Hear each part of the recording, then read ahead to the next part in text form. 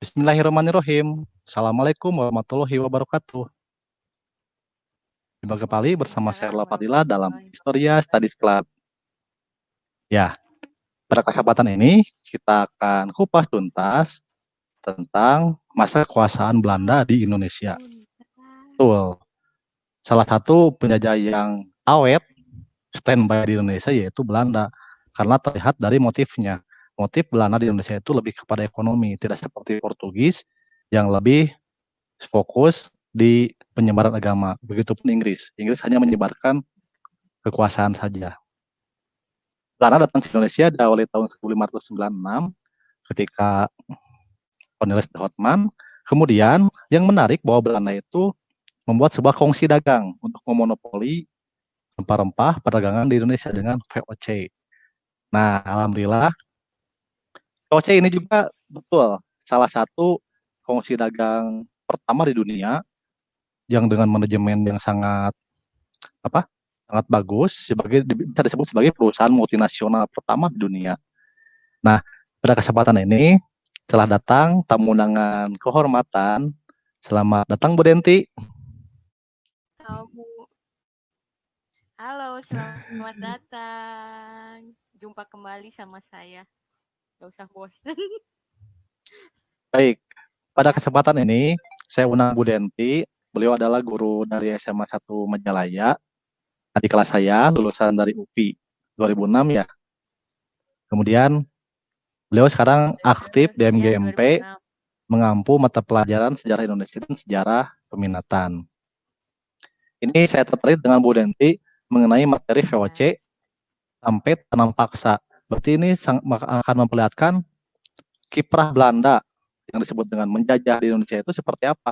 Apakah ketika Belanda datang ke Indonesia itu disebut menjajah ketika Cornelis de Houtman, atau nanti kita akan bisa lihat tuh ya antara VOC dengan pemerintahan Hindia Belanda. Nah, seperti itu. Ya. Baik, kita sambut dulu teman-teman di GYS, Guru YouTuber Support. Ada Bu Victoria. Siap, terima Mana kasih. GS? Nah, Pak Didi Setiono. Siapa? Hadir. Kita Oke, belajar Bu StreamYard Victoria. di sini. Bu Ai Umay. Siap, terima kasih Bu. Pak Wira, oke. Baik Bu Denti, itu openingnya bagaimana masa kekuasaan Ya. Belanda di Indonesia dari zaman VOC sampai ke tanam paksa. Silakan dimulai materinya, Bu. Oke. Langsung aja ya, Pak ya. Silakan. Bismillahirrahmanirrahim. Assalamualaikum warahmatullahi wabarakatuh. Oke, mudah-mudahan hari ini kita diberikan kesehatan ya semuanya. Alhamdulillah saya dalam keadaan sehat, jadi bisa bertatap maya dengan rekan-rekan semua, adik-adik mungkin ya, dan murid-murid yang saya cintai dan juga saya banggakan. Nah, hari ini kita akan membahas tentang perkembangan kolonialisme Barat di Indonesia. Ini rentang waktunya cukup lama ya Pak ya, dari 1602 sampai 1870. Jadi kita mungkin di sini akan membahas materi selama 2 abad setengah. Tapi Bu. insya Allah kita akan rangkum sekitar 30 menit atau mungkin 45 menit ya Pak, paling lambat, paling lama gitu ya, seperti itu. Ya.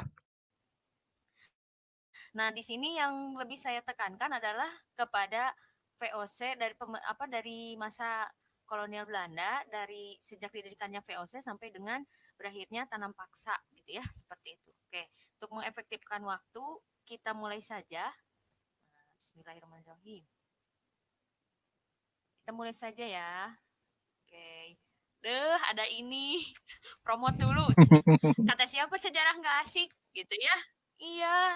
Banyak yang bilang sejarah nggak asik. Oke. Kita ungkap ya, bersama kita bercerita karena masa lalu itu unik dan menarik gitu ya. Makanya sejarah itu asik. Oke. Nah, di sini pendahuluannya sebelum kita bahas tentang VOC sama apa namanya teh sampai dengan tanam paksa. Jadi karena kan ada kemarin kita sudah bahas tentang penjajahan samudra ya, keberhasilan dari ekspedisi Panek terus sama Warwick ini sekitar tahun 1600-an ini, terus juga mereka berhasil merebut pengaruh penguasaan rempah-rempah atas Portugis dan Spanyol di Ambon dan Kepulauan Banda. Ini sudah membuka jalan bagi para pedagang Belanda yang lain itu untuk datang ke Indonesia. Nah, sehingga persaingan antara para pedagang Belanda itu tidak dapat dihindarkan gitu. Jadi bukan hanya kapal rombongan Panek atau Cornelis de Houtman aja gitu, tapi ternyata banyak para pedagang lain itu yang datang. Nah, sehingga hal ini menimbulkan tingkat penawaran yang melebihi permintaan sehingga membuat harga rempah-rempah jatuh. Nah, dan tentu saja ini membuat para pedagang Belanda mengalami kerugian. Nah, dari pendahuluan ini kita udah ngelihat nih bahwa motif ekonomi ini paling menonjol dari apa? Dari penguasaan Belanda di Indonesia pada saat itu atau di Kepulauan Nusantara. Nah, untuk materi ini saya sajikan timelinenya ya. Jadi biar kita lebih apa namanya teh lebih mudah, biar lebih enak gitu ya. Jadi aduh kayaknya banyak banget nih dari 1602 sampai 1870. Kita singkat aja nih yang akan kita bahas. Ini timeline-nya, urutan waktunya. Nah, kita akan bahas yang pertama itu tentang VOC. Nah, di sini saya cantumkan ini adalah kata-kata kunci gitu ya. Kata kuncinya kalau VOC itu kan erat kaitannya sama hak oktroy, terus Hongitochen atau pelayaran Hongi, ada ekstirpasi, verherleveransi, kontingenten sampai divide et impera gitu ya. Itu kan kata-kata yang sering muncul kalau kita ngebahas VOC.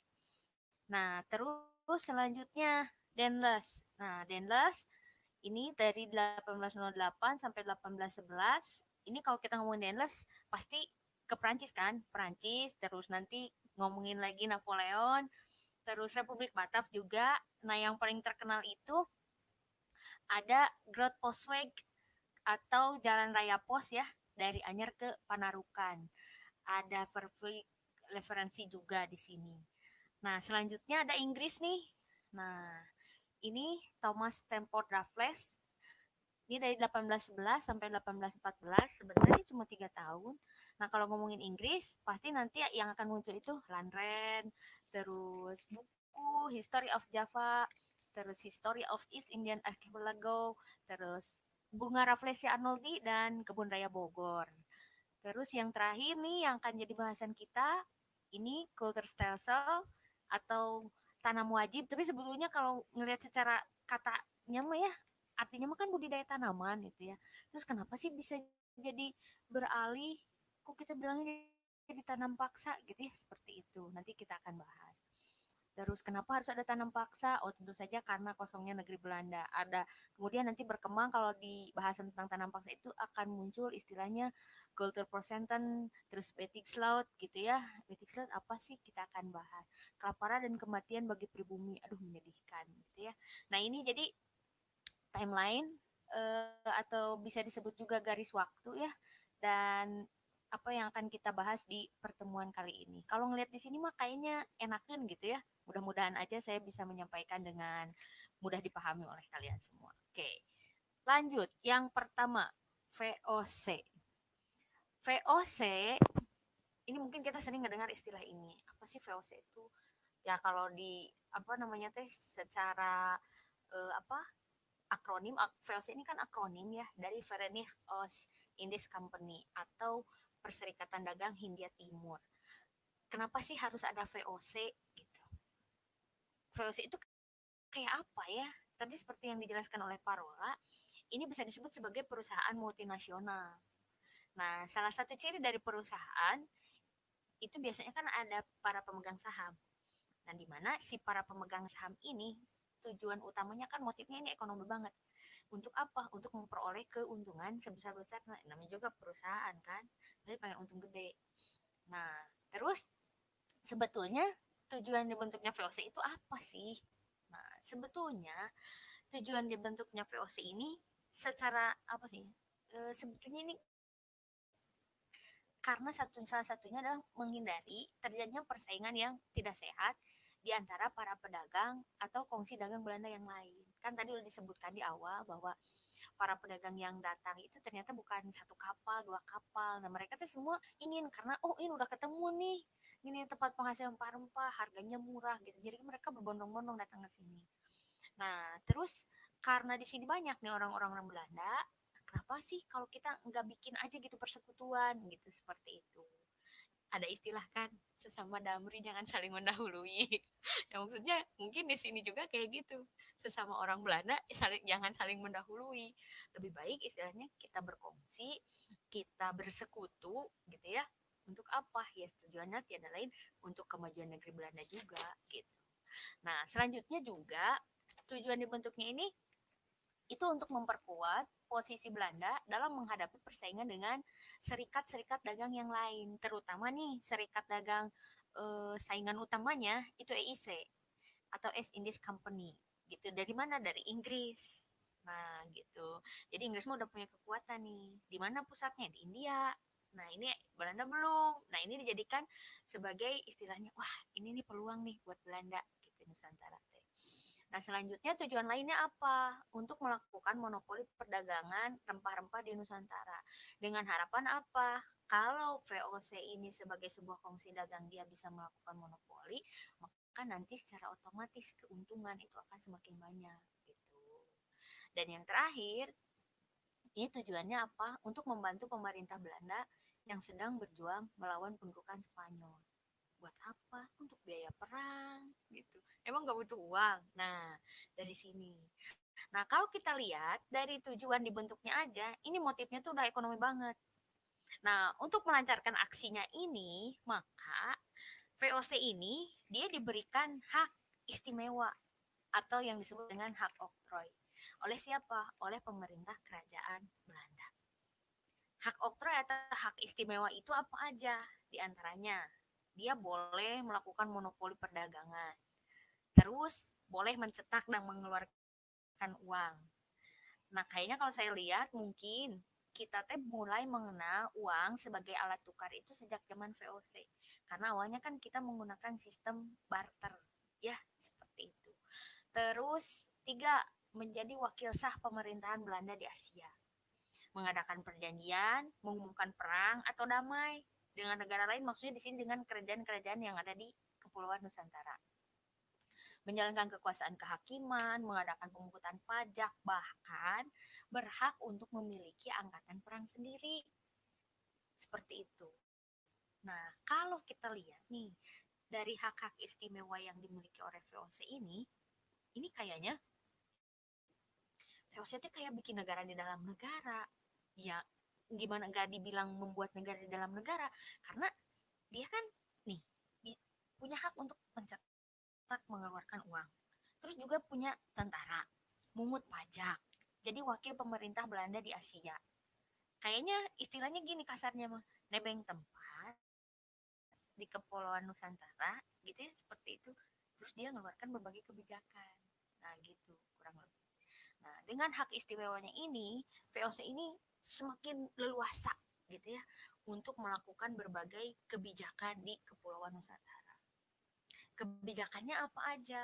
Nih, kebijakannya Bu ini Denti, saya di sini uraikan belum 6. dilanjutkan. Apa?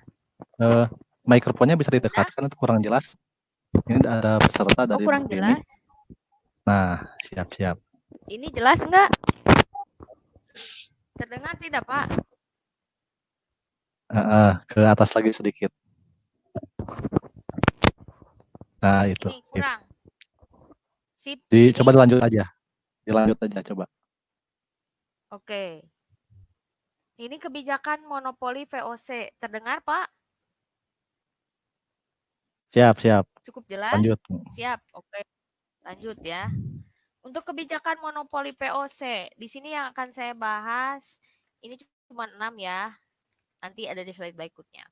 Yang pertama, Hongi Tochen atau pelayaran Hongi. Apa sih itu pelayaran Hongi? Jadi pelayaran Hongi ini kayak patroli laut ya. Patroli laut ini yang dilakukan oleh pemerintah Belanda pada saat itu dengan perahu-perahu dayung, perahu kora-kora ya.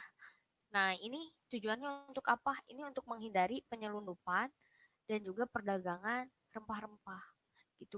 Kenapa sih ada penyelundupan perdagangan rempah-rempah? Karena kan pada saat itu rempah-rempah banyak gitu ya. Terus kalau misalkan di antara para para orang-orang pribumi itu juga mereka sebetulnya bukan hanya pengen ngejual ke Belanda aja, tapi ya kan yang namanya pedagang pasti akan memilih penjual yang penawarannya lebih tinggi kan. Nah, seperti itu. Nah, ini oleh Belanda teh nggak boleh, karena kan Belanda dia punya kebijakan monopoli itu ya. Nah, sehingga kalau ketemu ketahuan, ya wayahnya kapalnya dibakar. Terus orang-orangnya ditangkap, dijadikan sebagai budak belian, seperti itu, gitu. Selanjutnya selain Hongitotzen, ini ada lagi ekstirpasi. Nah, ekstirpasi ini bisa disebut juga sebagai penebangan tanaman rempah-rempah. Nah, ini penebangan tanaman rempah-rempah ini sebetulnya tujuannya untuk apa? Tujuannya adalah untuk mengimbangi ini terjadinya hasil panen yang overproduksi gitu. Hasil panen yang overproduksi sehingga menyebabkan harga rempah-rempah merosot atau bisa meningkatkan penyelundupan. Nah, di sini ini berlaku hukum ekonomi kan ya. Apabila barang sedikit, maka harga barang mahal. Tapi kalau barang banyak, maka harga barang akan murah seperti itu. Jadi untuk menjaga biar harga rempah-rempah itu jadi enggak merosot gitu ya, enggak terjun bebas harganya karena jumlah panen yang berlimpah, akhirnya apa? Kalau ada hasil panen yang dikira nih kayaknya ini kelebihan nih, ya udah ditebang pohonnya seperti itu. Kalau dipikir-pikir asa capek ya, udah ditanam kita pelihara terus pas giliran panen ditebang dimusnahkan, ya seperti itulah ya. Oke, selanjutnya ada Perlitz-Referensi. Nah, untuk Perlitz-Referensi ini disebut juga sebagai istilahnya penyerahan wajib. Nah, penyerahan wajib ini biasanya dilakukan ini oleh suatu kerajaan ya yang melakukan perjanjian monopoli dengan VOC. Nah, terus kalau misalkan si rajanya ini dia kalah perang, gitunya. Nah, ini maka dia harus menyerahkan hasil bumi yang diperlukan oleh VOC dengan pergantian harga yang rendah gitu. Kebayangkan di sini ruginya kayak gimana? Udah mah kalah perang, terus harus menyerahkan hasil bumi, digantinya harganya murah lagi gitu ya. Jadi kalau bahasa Sundanya istilahnya apa? Katurung katutu mungkin ya. Atau sudah jatuh tertimpa tangga seperti itu. Nah, selanjutnya ada kontingenten. Kontingenten, nah kontingenten ini sama penyerahan hasil bumi juga.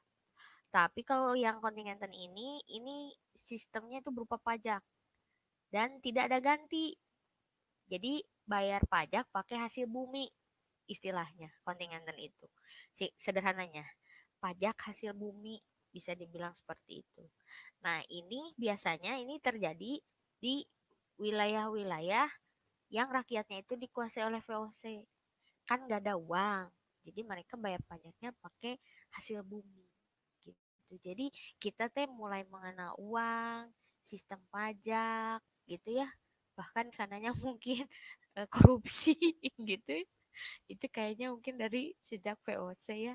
Walaupun istilah upeti dan kawan-kawan itu memang sudah ada kan sejak zaman kerajaan bercorakin dan Buddha.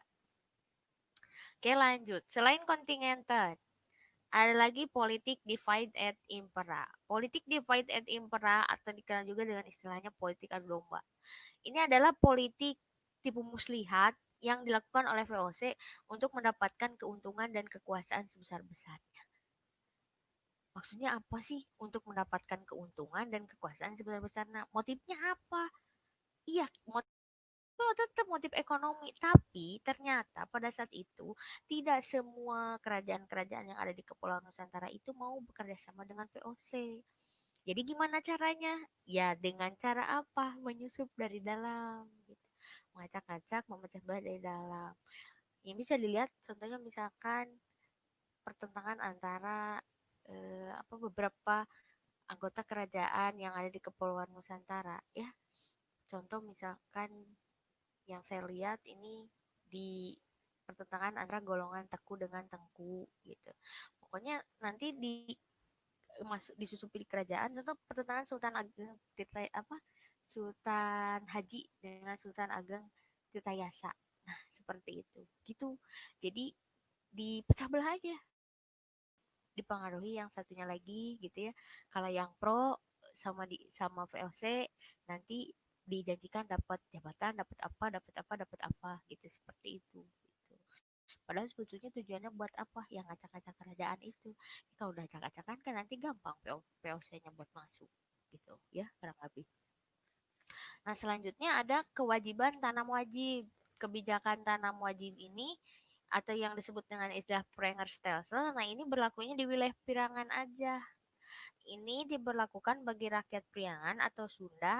Nah, ini untuk menanam tanaman komoditas ekspor berupa kopi. Nah, ini terjawab sudah nih, kenapa sih kok di kita tuh banyak banget ya jenis-jenis kopi di wilayah Priangan teh. Ada kopi Malabar, terus mungkin para pecinta kopi ada kopi apa lagi gitu ya, Manglayang mungkin ya, dan banyak sekali perkebunan-perkebunan kopi ya cikal bakalnya dari sini. Karena kan kalau dilihat secara silsilah kopi itu sebetulnya kan bukan tanaman asli dari Kepulauan Nusantara ya. Nah, gitu. Nah, gini ya, ini adalah kebijakan-kebijakan monopoli yang dilakukan oleh VOC. Nah, ternyata VOC dengan berbagai kebijakan monopoli dagangnya, kayaknya gitu ya, ini teh perusahaan teh bakal lama gitu berdiri, bakal berjaya. Tapi ternyata seperti peribahasa, sepandai-pandainya tupai melompat, akhirnya jatuh juga. VOC juga sama, mengalami keruntuhan gitu. Nih sekitar akhir-akhir di memasuki tahun 1700, di awal abad 18, memasuki awal abad 18, 1800-an ya, sekitar tahun 1798 nih ya. Ini sebetulnya VOC mulai menimbulkan gejala, apalagi ketika tahun 1795 itu Perancis di bawah Napoleon itu menguasai Belanda dan kemudian mendirikan Republik Batak. Jadi di Belandanya sendiri ini dia tuh udah mulai goncang gitu. Nah, terus ke sini juga ternyata didukung, bukan didukung artinya didukung, emang bisa didukung juga dengan kondisi VOC yang ada di Kepulauan Nusantara pada saat itu. Jadi kalau bahasa kitanya mah mungkin kurang terkontrol. Karena pada saat itu Belanda juga kan dia lagi fokus ya di sananya. Jadi di Belanda juga istilahnya mah lagi kacau gitu, lagi acak-acakan lah seperti itu. Nah, ternyata setelah dilihat, ditelisik gitu, ternyata ada beberapa faktor penyebab keruntuhan VOC. Di antaranya yang pertama, ini karena rendahnya gaji yang diberikan kepada para pegawai VOC. Karena mereka digaji sangat rendah, sangat singgah ya, digaji dengan rendah, sehingga menyebabkan para pegawai VOC ini mereka berbuat curang. Nah, salah satunya ini mereka berani untuk melakukan tindakan-tindakan yang koruptif, tindakan korupsi dan juga manipulasi. Contoh misalkan memanipulasi keuangan, memanipulasi pelaporan keuangan yang harusnya misalkan ternyata hasil panen yang diterima itu misalkan berapa 50 kilo, tapi yang dilaporkan ke sana 30 kilo gitu. Uangnya sisanya ya masuk ke kantong pribadi. Gitu seperti itu. Terus yang kedua, banyak saingan yang dihadapi oleh VOC. Ini terutama para pesaing dalam perdagangan di wilayah Asia ya. Ini terutama dari siapa? Dari Perancis sama Inggris gitu. Dan yang ketiga, ini pembagian dividen dalam keadaan rugi menyebabkan VOC memiliki utang. Nah, ini nih dividen.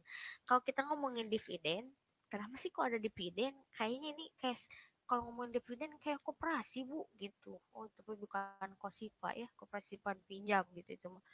Ini maksudnya kan VOC ini kan sebuah perusahaan ya, perusahaan dagang kan tadi udah disebutkan di awal. Karena dia sebuah perusahaan dagang, jadi kalau dia punya keuntungan, keuntungannya ini akan dibagi untuk para pemegang saham. Nah, gejala-gejala kerugian ini sebetulnya udah ada nih sebelum tahun 1799 ini. Mulai terjadi kegoncangan.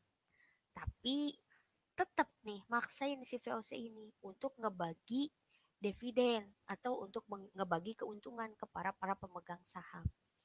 Nah, karena mau dalam keadaan rugi, terus masih aja mau ngebagi keuntungan, akhirnya apa? Membuat VOC memiliki banyak hutang. Kenapa? Kan buat bayar dividen itu, buat bayar keuntungan gitu, seperti itu. Jadi buat bayar keuntungannya dari mana? Ngutang gitu. Nah, yang selanjutnya VOC banyak mengeluarkan biaya untuk perang. Ini baik merebut monopoli perdagangan maupun memperluas wilayah jajahan gitu, seperti itu. Emang perang nggak butuh biaya? Ya butuh dong. Bukan cuma persenjataan aja kan gitu. Logistik perlu perlu perlu banget. Emang tentara nggak usah dikasih makan apa gitu ya. Lemes atau gimana mau ngangkat meriam sama senjata. Ya oke. Lanjut. Nah, ini juga nih, ini terjadi perubahan politik yang terjadi di negeri Belanda akibat revolusi Prancis. Ini erat banget nih kaitannya sama revolusi Prancis. Karena kan setelah revolusi Prancis pada saat itu kan, setelah kekuasaan Louis runtuh ya, itu kan muncul sosok Napoleon Bonaparte. Dia kan berambisi ya untuk menyatukan wilayah Eropa gitu ya di bawah Prancis, termasuk Belanda ini. Nah, tadi sudah disebut kan, 1795 ini Prancis yang di bawah Napoleon ini menguasai Belanda. Terus kemudian mendirikan Republik Batab, dan tahun 1813-nya ini Belanda ini menjadi wilayah bagian Prancis gitu, seperti itu. Nah, kemudian banyak hutang-hutang yang bertumpuk ini akibat banyaknya perang yang dilakukan. Ya, jadi perang ini bukan hanya dilakukan dengan rakyat Indonesia maupun dengan Inggris dalam perebutan kekuasaan dalam bidang perdagangan aja. Jadi bukan cuma dengan penduduk lokal aja yang menolak praktek monopoli perang, tetapi dilakukan juga dengan apa namanya teh, dengan Inggris gitu, karena berebut kekuasaan di bidang perdagangan. Nah, ini yang menarik. Banyaknya pegawai VOC yang melakukan korupsi dan manipulasi. Terus besarnya biaya dan pengawasan yang ketat untuk mengawasi wilayah kekuasaan VOC yang sangat luas di Indonesia. Nah, sehingga karena faktor-faktor ini nih ya, terutama ini yang paling menarik buat saya ini karena adanya korupsi gitu ya. Ternyata mungkin kasus tindak pidana korupsi yang terjadi di negeri kita ini bisa disebut mungkin warisan budaya dari VOC gitu ya, apa mungkin seperti itu kali ya gitu ya. Sehingga kan kalau dulu kata Bu Erlina waktu ngomongin sejarah ekonomi, katanya VOC itu singkatannya itu bukan Verenig Oost Indies Company, tapi Farhan Under Corruption, jadi runtuh karena korupsi gitu, seperti itu gitu ya. Ternyata runtuhnya VOC itu bukan oleh kita, tapi ternyata oleh faktor dari dalam juga gitu ya. Oleh siapa ya? Oleh para pegawai mereka juga. Di salah satu sumber, saya lupa lagi namanya apa, buku apa gitu, itu sebutkan katanya kalau ternyata banyak para pegawai VOC memang yang tidak jujur pada saat itu, karena mereka walaupun sudah diwadahi dalam sebuah komisi dagang, tapi mereka tetap mencari keuntungan pribadi gitu, seperti itu gitu. Nah, akhirnya apa? Sorry, sebelum ke sini. Akhirnya apa? Pada tanggal 31 Desember 1799, VOC itu resmi dibubarkan gitu, seperti itu. Nah, udah VOC bubar gimana? Ya, Mak, yang berkuasa siapa? Yang berkuasa pada saat itu sebelum datangnya Perancis, sebelum sebelum di bawah kekuasaan Napoleon, itu tetap pemerintahan Hindia Belanda, gitu ya, pemerintahan Hindia Belanda. Nah, baru kemudian pada tahun 1808 ya sampai 1811, ini 1806 sampai 1811, ini baru nih di sini yang masuk itu adalah Prancis. Kok bisa sih? Tadi Belanda, sekarang Prancis. Nanti siapa lagi nih? Kok bisa sih kok bisa sih kita berada di bawah kekuasaan Prancis? Oke, bisa aja. Karena apa? Tadi ingat kan sudah saya singgung bahwa 18 Belanda ini kan menjadi bagian dari wilayah Prancis gitu, karena ambisi dari Napoleon Bonaparte itu kan untuk menyatukan Eropa. Nah, ya seperti itu. Nah, akhirnya apa? Akhirnya pada saat itu gitu ya, untuk mengatasi berbagai kesulitan yang terjadi dan juga masalah yang ada di wilayah koloni Belanda. Nah, Prancis yang pada saat itu menguasai Belanda itu kemudian menugaskan Herman Willem Daendels. Daendels ini siapa sih? Kalau ngelihat dari wajahnya kayaknya serem banget, iya, karena di beberapa daerah itu Daendels itu punya julukan sebagai Raden Mas Galak gitu ya, seperti itu. Sebetulnya mungkin bukan galak tapi tegas gitu ya, atau mungkin terlewat tegas gitu ya. Daendels ini dia disebut juga sebagai seorang revolusioner ya. Dia membawa suatu perpaduan antara semangat pembaruan dan liberal yang sangat dipengaruhi oleh revolusi Prancis ke wilayah Jawa. Ya, namun yang sebenarnya hanya sedikit yang berhasil sih karena banyak menimbulkan perlawanan. Daendels ini dia berusaha untuk memberantas ketidakefisienan. Mungkin kalau sekarang mah apa istilahnya, reformasi birokrasi mungkin ya, penyelewengan, korupsi, dan juga apa sih pokoknya hal-hal yang sifatnya administrasi gitu ya, penyelewengan yang sifatnya administrasi. Tapi banyak juga di antara langkah-langkah pembaruannya yang hanya sedikit mendatangkan hasil gitu ya. Dia memiliki perasaan yang tidak suka terhadap para penguasa Jawa. Nah, di daerah yang dikuasai oleh Belanda seperti itu. Nah, selanjutnya Daendels ini dalam menjalankan pemerintahannya ini melakukan berbagai kebijakan. Di antaranya ada kebijakan dalam bidang pertahanan.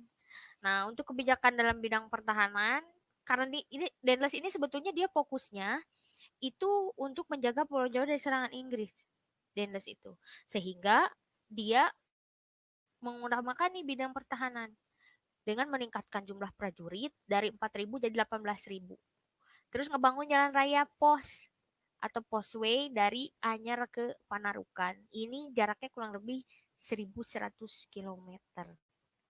Nah, terus membangun benteng-benteng, membangun pangkalan angkatan laut di Merak dan Ujung Kulon, membangun angkatan perang, mendirikan pabrik senjata, dan juga membangun rumah sakit dan tangsi militer. Yang menarik di sini adalah kenapa Daendels harus bikin jalan jauh lagi, jaraknya panjang 1.100 kilometer. Karena apa? Sebetulnya kalau kita lihat ya, dengan adanya jalan dari Air ke Panarukan atau yang kemudian kita sebut dengan Jalan Pantura ini sekarang ya, ini sebetulnya sudah membuka akses gitu bagi perkembangan masyarakat di sekitar situ gitu. Gitu ya. Jadi itu menunjukkan bahwa wah, ini ada orang nih. Itu sama kan kalau kita punya rumah tapi nggak ada jalannya gimana? Nggak ada akses kan? Nah, kurang lebih seperti itu. Nah, untuk bidang ekonominya apa? Bidang ekonomi nih, Daendels ini dia mengeluarkan uang kertas, terus meningkatkan usaha pemasukan uang dengan cara-cara yang lama seperti pemungutan pajak, terus tetap tanam kopi masih lanjut, penyerahan wajib juga kontingenten itu, ya. Terus ini nih Daendels ini yang mungkin kurang disukai ya oleh apa namanya teh para naon apa sih disebutnya teh para pemimpin daerah pada saat itu karena dia melakukan cara-cara paksa untuk meminjam uang kepada orang-orang kaya, ngambil harta dari rumah gadai, kantor lelang, balai peninggalan sehingga dapat diperoleh dana secara cepat gitu ya. Mungkin Dennis pada saat itu butuh dana cepat gitu ya. Butuh dana cepat kalau zaman sekarang kan banyak gitu ya. Dulu mah caranya ya gini. Terus menjual tanah kepada orang-orang swasta. Nah, selain itu Denles dia ngebentuk Dewan Pengawas Keuangan Negara. Nah, tujuannya adalah ini untuk membereskan administrasi keuangan di mana Dewan Pengawas Keuangan ini itu dia bertugas untuk mengawasi masuk keluarnya uang negara. Biar apa? Biar nggak ada penyelewengan gitu seperti itu. Ya. Nah, di sini tadi belum ditampilkan. Ini ada Jalan Raya Pos atau Growth Postway. Nah, Growth Postway ini terbentang dari Anyar ke Panarukan. melewati beberapa kota dari mulai Serang, Jakarta atau Batavia gitu ya, Buitenzorg, Bogor, Cianjur, Bandung, Garut, Sumedang gitu ya, Cirebon, Brebes, Tagal, Pekalongan, sampai ke Panarukan. Seperti itu gitu. Nah, ini jalan raya pos atau posway. Yang ini ya peninggalannya ini bisa kita rasakan nih sampai dengan saat ini nih, peninggalan dari Dendles ini gitu ya. Malah kan diabadikan dalam sebuah pupuh kalau nggak salah dalam bahasa Sunda itu ada yang saya juga masih lupa-lupa ingat sih itu waktu SMP yang antara Bandung Sumedang itu yang ada ayah jalan bulat belit gini yang ya katalah cadas pangeran yang itu ya kurang lebih seperti itu. Terus kebijakan Dendles dan akhir pemerintahan di Prancis di sana seperti apa? Nah dalam bidang pemerintahan Dendles ini tetap dia masih membiarkan terus adanya perbudakan gitu ya. Salah satu pasar budak yang terkenal itu di daerah Pecenongan di daerah Jakarta. Gitu. Tapi dia membentuk serikat negara yang tadi ya sudah disebutkan. Terus dia memindahkan pusat pemerintahan dari Sunda Kelapa ke Jakarta Pusat. Pertimbangannya apa? Pertimbangannya ini jadi dia nganggap bahwa tempat yang lama itu udah nggak sehat gitu karena pengendapan yang terjadi di Sungai Ciliwung gitu, seperti itu. Jadi tempatnya nggak sehat pindahin ke Jakarta Pusat. Nah seluruh Pulau Jawa itu dibagi ke dalam 9 prefektur atau daerah yang itu dikepalai oleh seorang kepala daerah. Dibentuk kantor pengadilan untuk rakyat di Surabaya dan di Batavia dan juga ini nih Dendles ini dia eh, apa namanya berani melakukan tindakan tegas untuk para pegawai-pegawai yang melakukan tindakan korupsi, terus kecurangan, terus dan dia diancamnya itu dengan apa hukuman mati gitu seperti itu. Jadi mau korupsi pada takut gitu ya sama Dendles gitu. Nah, gimana sih berakhirnya kekuasaan Dendles ini? Nah, kalau kita lihat memang dari kebijakan-kebijakannya Dendles ini kayaknya terlalu kejam gitu ya. Tidak manusiawi gitu ya. Tidak memberikan penyelesaian yang solutif mungkin kalau sekarang versi Bu Tejonya. Tapi ternyata sebetulnya ya kalau saya lihat karena mungkin background dari Dendles ini dia kan dari orang militer. Jadi ya tindakan-tindakan yang seperti itu menurut dia hal-hal yang biasa gitu, hal yang lumrah. Seperti hanya ketika sampai ke kita gitu, itu dianggap sesuatu yang tidak biasa gitu ya, seperti itu. Nah, ini ada dua versi nih tentang berakhirnya kekuasaan Dendles. Yang pertama, Dendles ini dianggap melanggar undang-undang. Karena kan Dendles ini dia ngasingin Sultan Banten ya ke Ambon karena Sultan Bantennya ini dia menentang kebijakan Dendles untuk menjual tanah pemerintah kepada pengusaha swasta asing. Kan Dendles tadi kita lihat kebijakannya apa aja ngejualin tanah-tanah dijual kepada para pengusaha swasta asing. Nah, tapi kemudian alasan yang kedua jadi dia itu dipanggil lagi ke sana ke Belanda, dipanggil lagi oleh Belanda. Ini tujuannya apa? Jadi Dendles ini dia dibutuhkan tenaganya untuk apa? Untuk memimpin tentara Perancis gitu seperti itu. Tapi versi lain ada lagi yang nyebutin kalau Dendles itu sebetulnya karena dia punya hubungan yang buruk dengan raja-raja dan penduduk pribumi dan dikhawatirkan nanti kalau lama kelamaan ya hubungan ini membuat sikap-sikap Dendles ini membuat hubungan yang semakin buruk antara pemerintah Belanda gitu ya dengan antara pemerintah Belanda dengan raja-raja dan penduduk pribumi akhirnya apa udah Dendles kita tarik aja. Nah karena apa nanti tetap kalau kan ini tujuannya Dendles ini ingin menjaga Pulau Jawa atau wilayah kekuasaan kolonial Belanda dari serangan Inggris.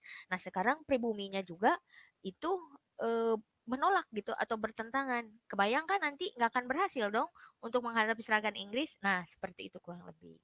Nah akhirnya apa? Setelah Dendles kembali, yang menggantikan kekuasaannya siapa? Jensen. Tapi Jensen ini itu nggak lama.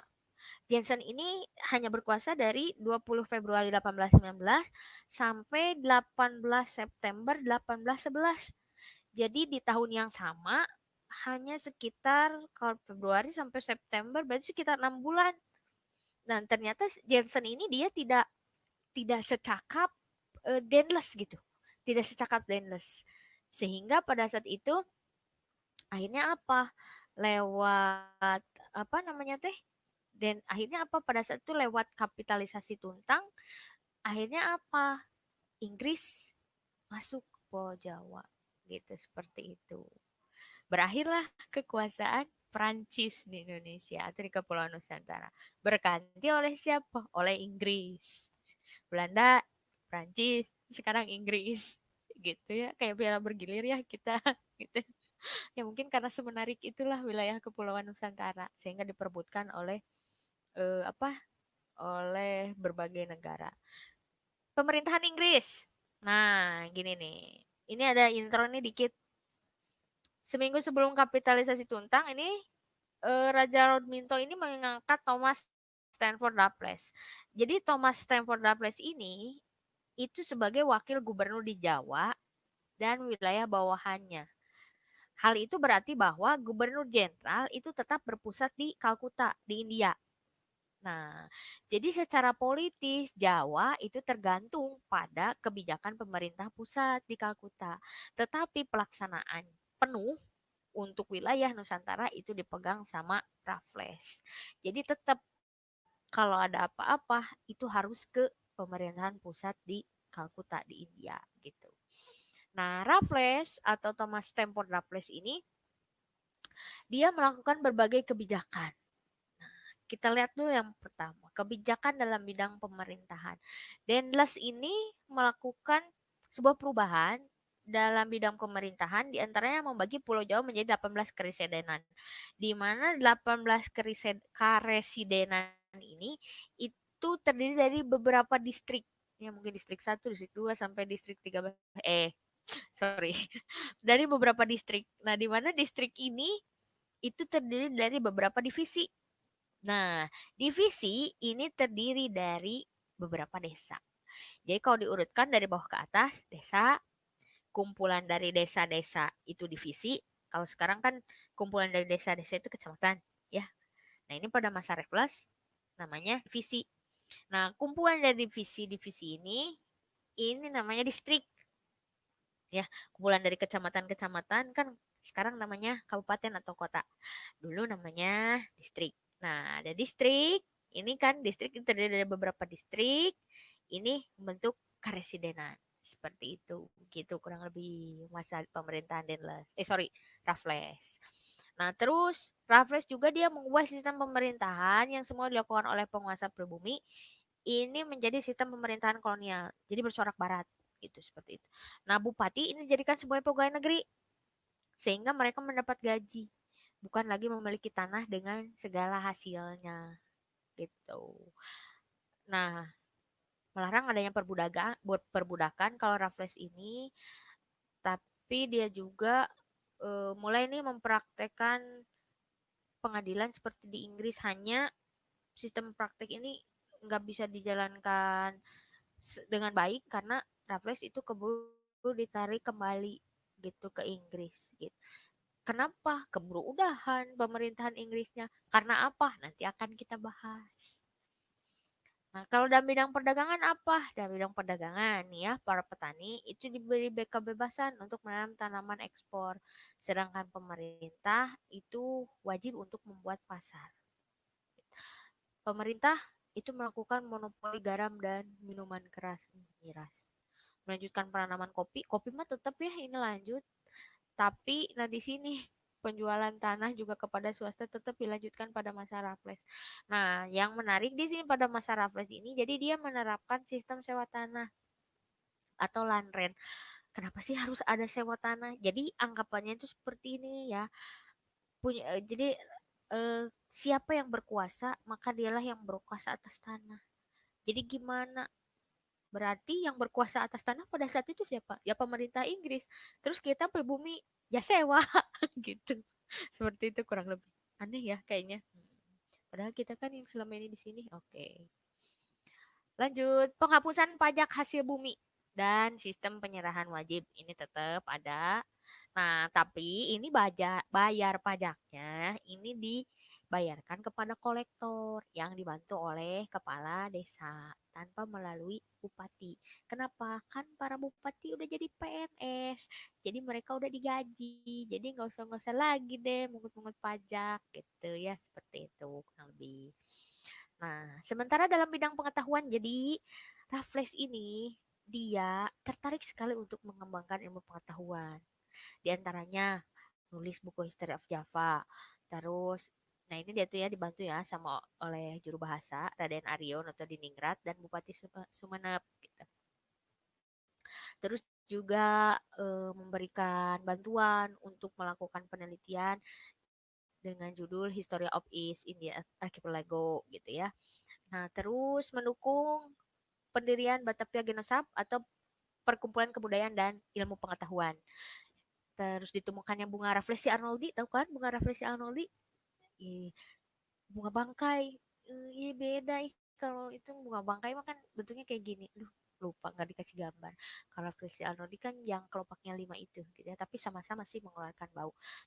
Nah, ternyata si Raffles ini juga dia merintis pendirian Kebun Raya Bogor. Jadi kita harus berterima kasih. Ya bisa juga berterima kasih kepada Raffles karena dengan adanya Raffles jadi pikir-pikir mulai terbuka gitu. Ada Kebun Raya Bogor, tahu Rafflesia Arnoldi gitu ya, seperti itu gitu. Jadi nah kalau saya lihat memang Raffles ini kayaknya memang sangat tertarik sekali gitu ya dengan keunikan-keunikan yang ada di Kepulauan Nusantara seperti itu. Nah, bagaimana berakhirnya pemerintahan Raffles? Oke, berakhirnya pemerintahan Raffles ini ditandatangani dengan Convention of London atau Konvensi London. Konvensi London ini tahun 1814 ini ditandatangani di London oleh wakil Belanda dan Inggris. Jadi intinya Konvensi London ini menyerahkan kembali wilayah jajahan yang dulu dikuasai oleh Inggris diserahkan lagi kepada Belanda gitu, seperti itu. Ya. Nah, kemudian udah gitu apa? Karena masa pemerintahan Raffles ini berada di antara dua masa pemerintahan Belanda, maka pemerintahan Raffles ini disebut juga sebagai masa interregnum. Terus udah ini apa? Udah berakhirnya Konvensi of London? Ya udah. Lah, masa pemerintahan Raffles di Kepulauan Nusantara berakhir. Selanjutnya, nah, selanjutnya masuk lagi di bawah pemerintahan Hindia Belanda. Jadi sebelum diterapkannya kultur stelsel atau tanam wajib atau budidaya tanaman 1830, nah itu tuh eh, kondisi pemerintahan Belanda di kita itu sebetulnya lagi galau-galaunya. Karena apa? Yang pertama, itu kan kas keuangan Belanda itu kosong gitu. Karena kepake buat perang kan. Nah, seperti itu. Terus dibingung nih udah kepake buat perang, terus VOC yang kemarin juga mengalami kerugian. Ini gimana sih caranya nih biar kita bisa mengembalikan keuangan kas negara lagi. Nah, akhirnya apa? Muncul nih Van den Waals. Van den Waals ini punya adat punya ide gitu ya bahwa gimana nih kalau kita menerapkan suatu sistem kebijakan budidaya tanaman atau tanam wajib. Nah, kenapa seperti itu? Karena ini sebetulnya kembali kepada hukum adat yang berlaku di masyarakat. Jadi, siapa yang berkuasa atas suatu daerah, maka dia memiliki tanah serta penduduknya. Nah, sebelum datangnya orang-orang Belanda ke Nusantara, para raja kan yang berkuasa. Nah, tapi karena raja-rajanya itu kan udah pada takluk nih ke Belanda, maka Belanda menganggap bahwa mereka lah penguasa tanah beserta penduduknya yang baru. Gitu. Jadi ya berhak dong mau diapain juga. Nah, seperti itu. Akhirnya apa? Mereka harus menyerahkan pajak dalam bentuk hasil pertanian selaku penguasa pada saat itu Belanda. Melalui siapa? Raja daerah masing-masing. Nah, kemudian mereka Belanda juga pada saat itu karena merasa bahwa kan saya yang berkuasa. Jadi saya berhak dong melakukan kebijakan yang lain selain mengut pajak dan kawan-kawan. Akhirnya apa? kita memberlakukan sistem tanam wajib, Kulturstelsel, atau menurut bahasa mereka itu budidaya tanaman. Kenapa sih harus melakukan hal itu? Oke, alasannya. Yang pertama, Belanda kan terlibat perang nih pada masa Napoleon. Nah, ini biasanya biayanya cukup besar. Terus Belanda juga terlibat perang kemerdekaan Belgia. Nah, akhirnya kan Belgia misah tuh dari Belanda. Ini nggak akan saya bahas ya, nanti terlalu panjang nih. Belgia kan akhirnya misah tuh dari Belanda. Nah, selanjutnya perang Diponegoro 1825 sampai 1830. Cuma 5 menit, Bu. Apa dampaknya? 1825 sampai 1830, 5 tahun nih. Ini bisa disebut sebagai perlawanan rakyat jajahan termahal nih bagi Belanda. Karena menghabiskan biaya sekitar 20 juta gulden. Gitu. Ya. Nah, terus kosongnya kas negara karena banyak utang yang ditanggung Belanda. Utang dari mana? Tadi kan sudah saya jelaskan di awal. Dari VOC. Itu kan buat apa? VOC yang tadi kan biaya-biaya dividen dari mana? Ujung-ujungnya kan pemerintah Belanda lagi gitu ya, seperti itu.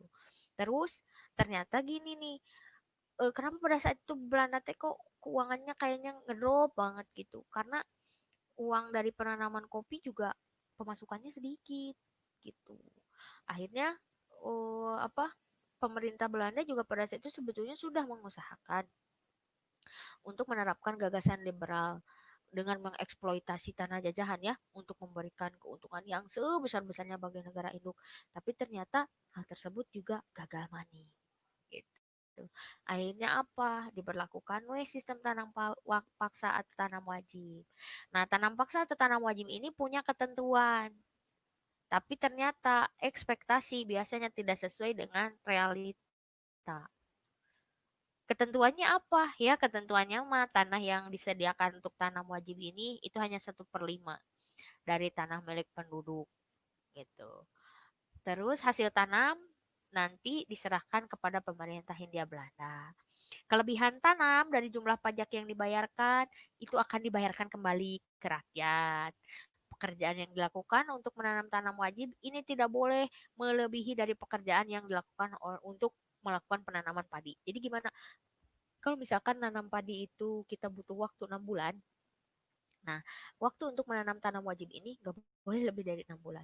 Tapi realitanya kalau disuruh nanam kopi, emang kopi bisa tumbuh ya 6 bulan? Itu langsung berbuah gitu, seperti itu.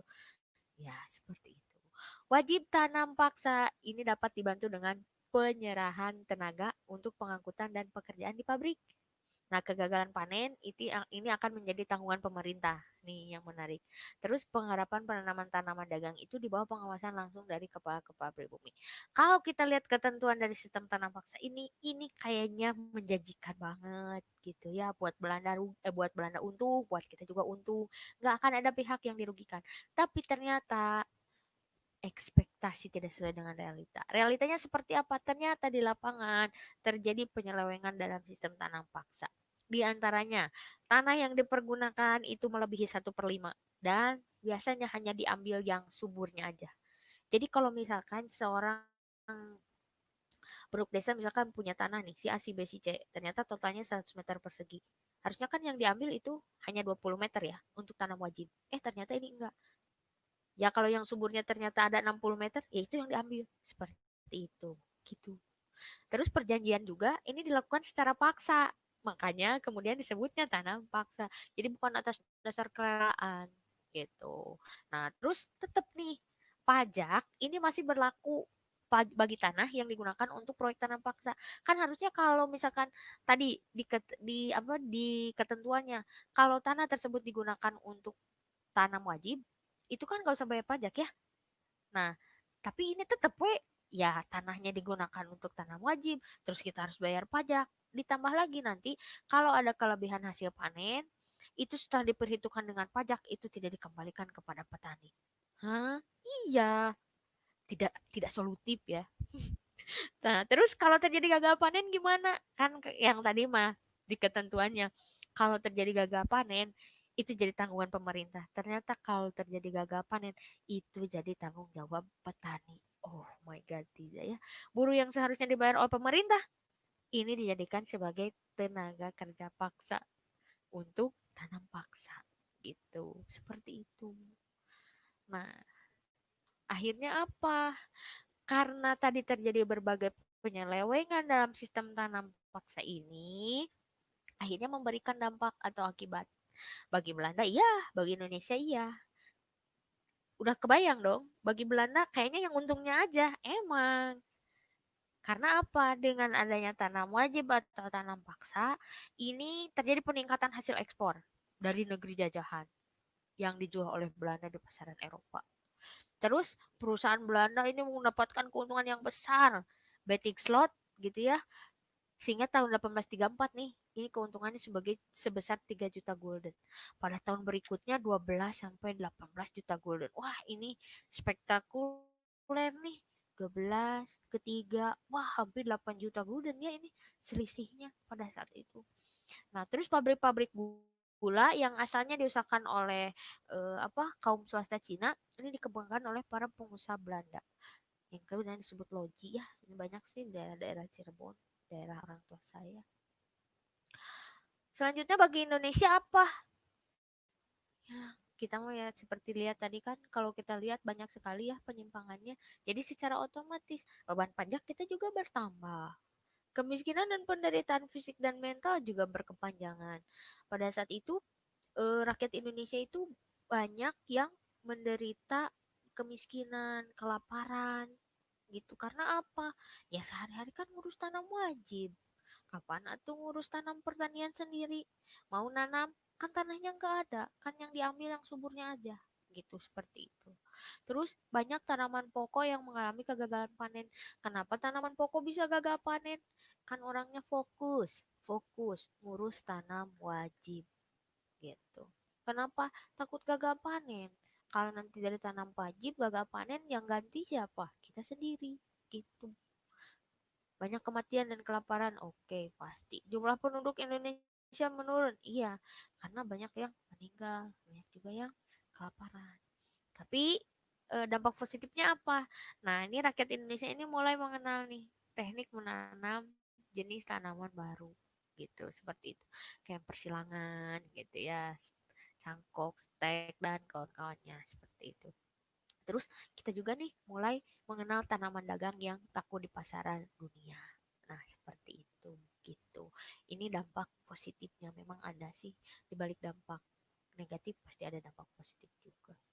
Nah, tapi ternyata nih tanam paksa juga ini berakhir 1870. Kenapa berakhir? Nah, ini sebetulnya berakhir tanam paksa ini karena pada saat itu ada perlawanan yang terjadi di Pariaman, di Padang, di Jawa gitu ya. Terus reaksi lain ini juga banyak nih kelompok-kelompok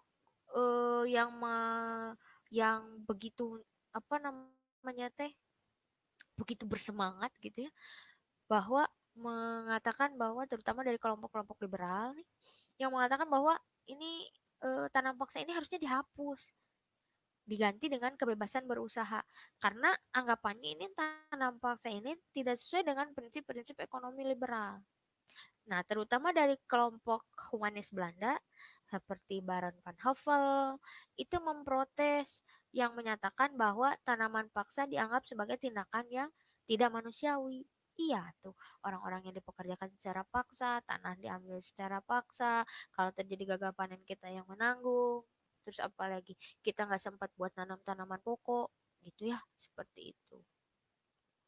Nah, terus tokoh yang paling terkenal siapa yang menentang keras tentang sistem paksa ini? Nah, ini Edwardus Dekker atau Multatuli. Dia nulis buku judulnya Machiavelli gitu ya. Tulisannya kan ini mengisahkan tentang Sejah dan Adinda. Ini dia yang menderita karena pelaksanaan tanam paksa di Lebak seperti itu gitu.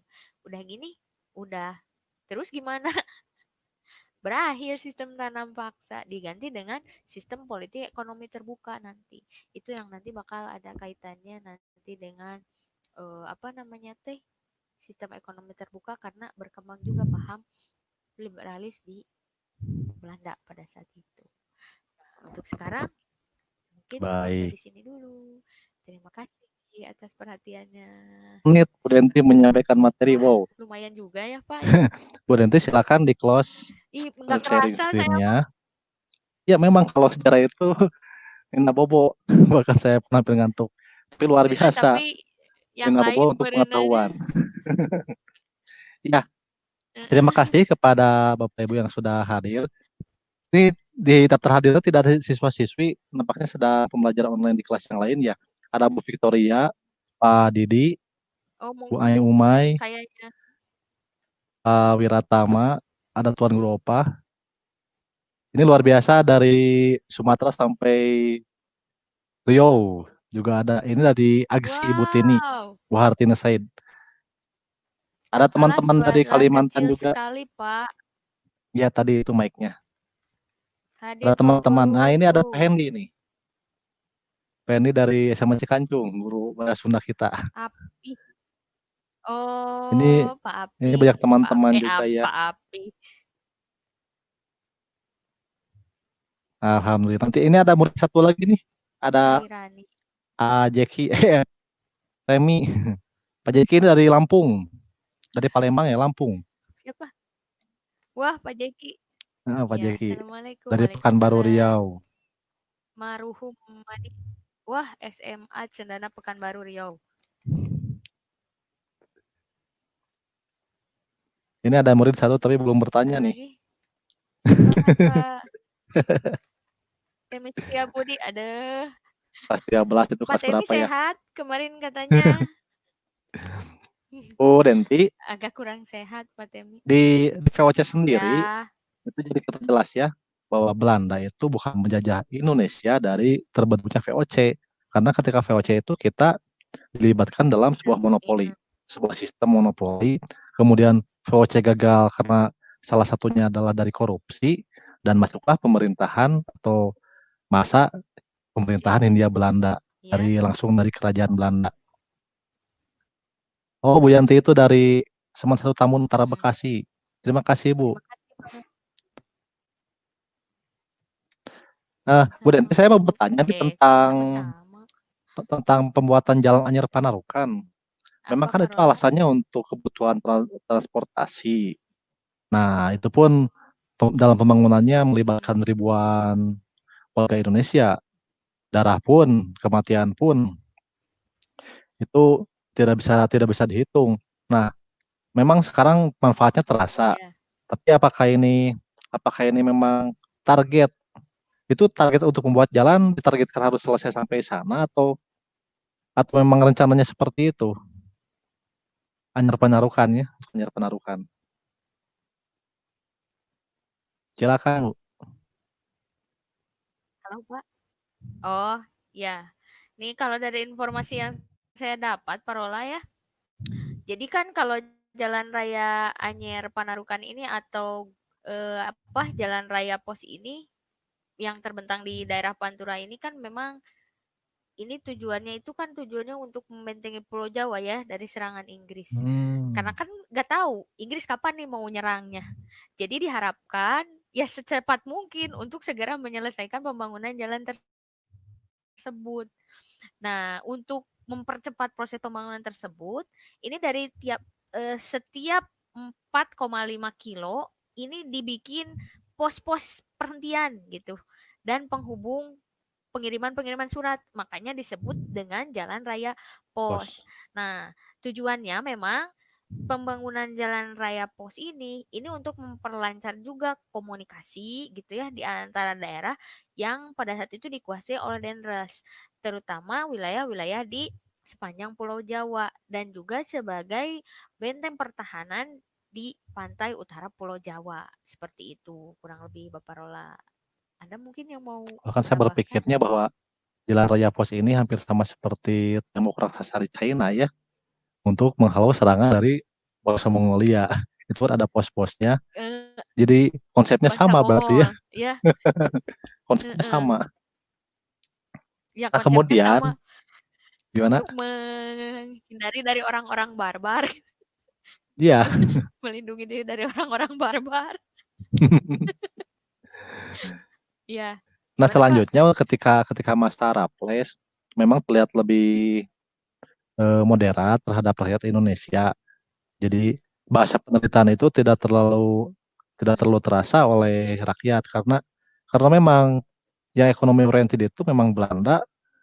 Jadi secara fisik kan mereka di Eropanya sulit. Sebuah negara kecil di ujung tanduk, di ujung pantai, kemudian terlilit Iya, hutang dan terlilit urusan konflik juga dengan Eropa yang kebanjiran lain, wae ya. kebanjiran, kemudian mereka dengan leluasa sepuasnya mengeruk keuntungan dari Indonesia seperti itu. Makanya ini terlihat seperti Inggris juga Mm-mm. ingin ingin sama mengambil keuntungan tapi kurang berhasil nampaknya ya, kurang berhasil. Untuk di Indonesia kurang berhasilnya. Jadi yang sangat berhasil itu adalah Belanda, Iya, sangat berhasil di Belanda. Tapi iya begitupun satu-satunya Portugis yang memang berhasil. mereka berhasil di Mungkin penyeberangan berhasil memang.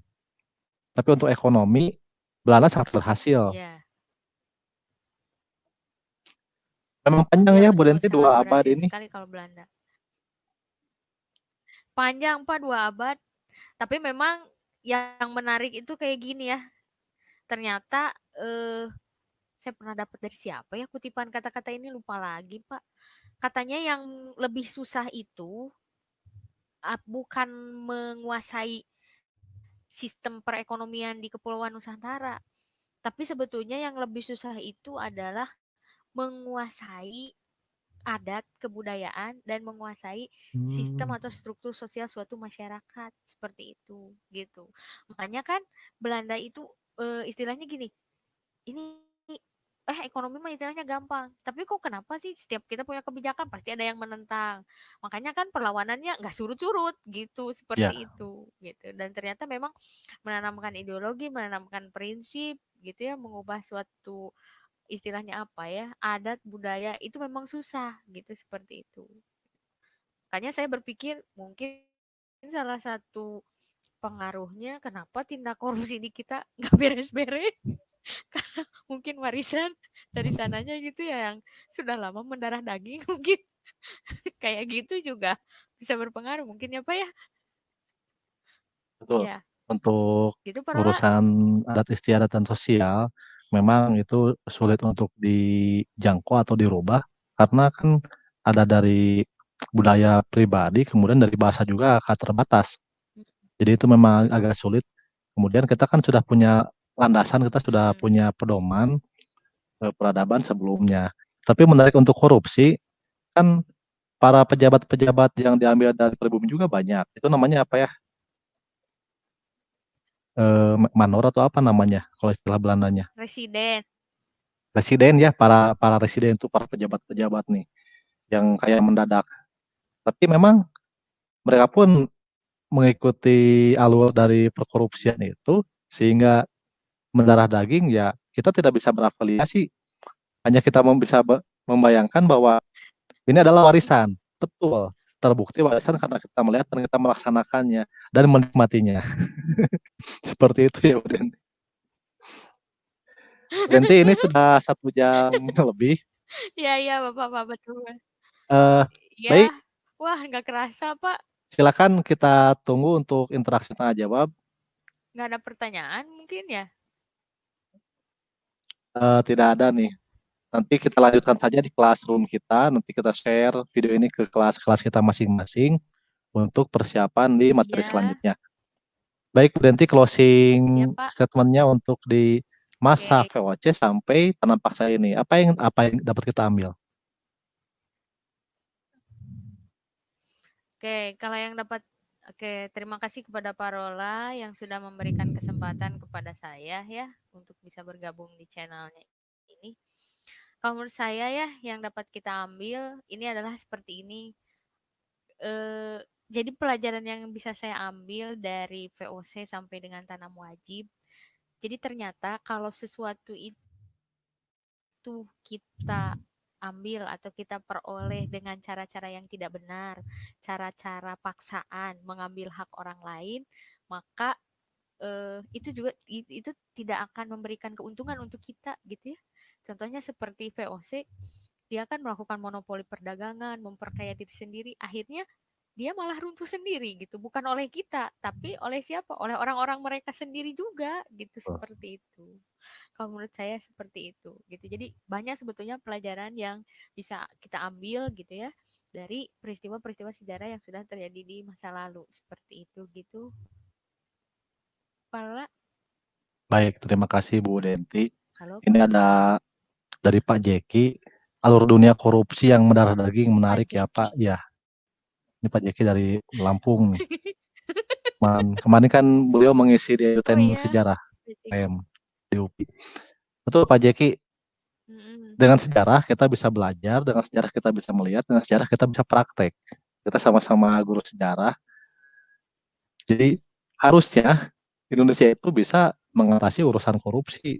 Karena untuk praktek, solusi itu semuanya sudah ada. Intinya apa coba? Intinya adalah pengendalian diri. Baik, Bu Denti terima kasih. Iya betul.